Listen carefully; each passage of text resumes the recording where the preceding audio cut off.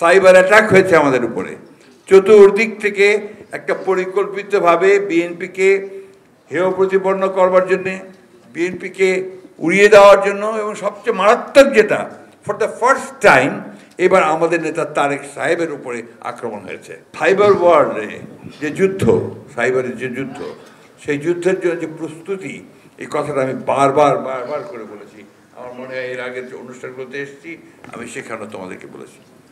ওই জায়গায় আমরা কিন্তু খুব দুর্বল। এই জায়গাটাকে আরো সবল করে তোলা দরকার।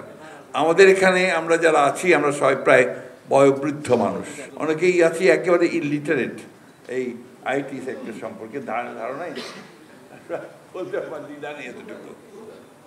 এই জায়গাটাতে ইয়াংদেরকে আরো বেশি সামনে আসা দরকার এবং প্রবলভাবে আসা দরকার। কারো অনুমতির অপেক্ষা করার দরকার নেই। প্রতিটি যে এক একটা ক্যাম্পেইন চলছে, সেই ক্যাম্পেইনগুলোর উত্তর সাথে সাথে দেওয়ার জন্যে এই ইয়াংদেরকে এগিয়ে আসতে হবে, তাদেরকে এগিয়ে আসতে হবে।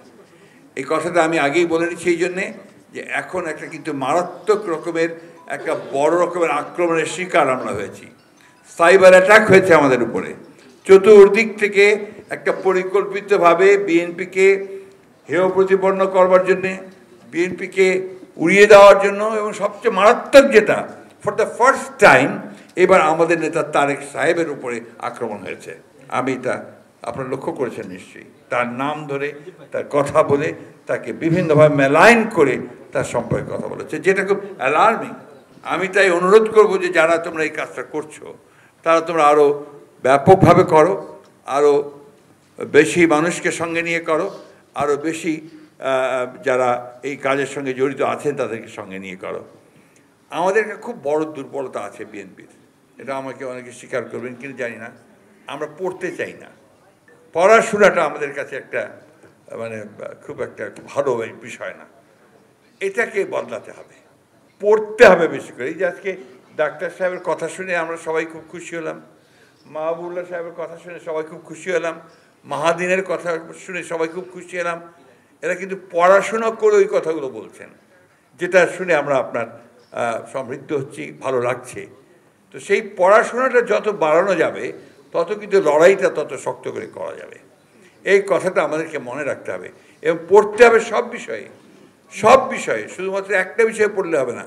ওরা কি বলছে সেটাও পড়তে হবে, ওরা কি জায়গায় একটা আক্রমণ করছে সেটাও জানতে হবে, একই সঙ্গে আমি কি বলবো, কিভাবে উত্তর দেব, সেই বিষয়গুলো আমাকে জানতে হবে। কয়েকদিন আগে, সম্ভবত 2-3 দিন আগে, একটা টক শোতে ডাক্তার সাহেব ছিলেন, আমাদের বাবুল সাহেব ছিলেন, কোথায় যেন 6-7 জন পাওয়ার টিভিতে সম্ভবত কামরুজ্জামান রতন সাহেব ছিলেন, কামরুজ্জামান ওনার নাম রতন ভাই ছিলেন, তারপরে আরও অনেক পোয়ার ছিলেন, অনেকেই ছিলেন। আমি সাধারণত টক শো অ্যাভয়েড করি, কিন্তু সেদিন আমি রাত্রি 2টা পর্যন্ত এই টক শো দেখেছি।